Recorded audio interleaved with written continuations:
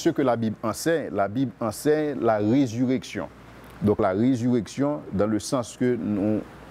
Et laissez-moi vous dire avant tout que la Bible fait de la résurrection la base même de la foi chrétienne. Donc tout ce qui se fait dans la foi chrétienne se fait sur la base du fait que Jésus-Christ est ressuscité.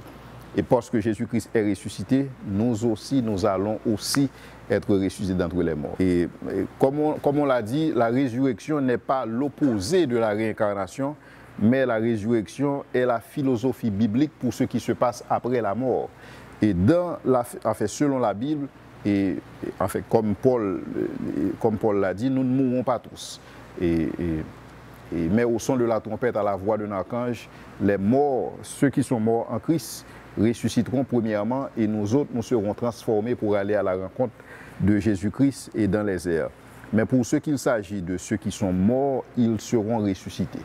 Donc la résurrection fait partie de la philosophie biblique et nous allons vivre la résurrection avant le jugement. Avant le jugement, dans le sens que quand on regarde la réincarnation suppose que on est jugé dans une vie et on sera aussi jugé dans une autre vie. Or, pour ce qui concerne la résurrection, une fois qu'on est ressuscité pour le jugement.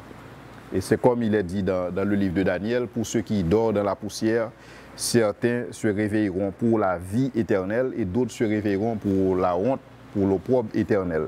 Donc, dans un certain sens, nous allons tous expérimenter la résurrection. Et que quelqu'un soit croyant ou non croyant, chrétien ou non chrétien, nous allons tous expérimenter la résurrection. C'est un phénomène universel qui va toucher tout le monde.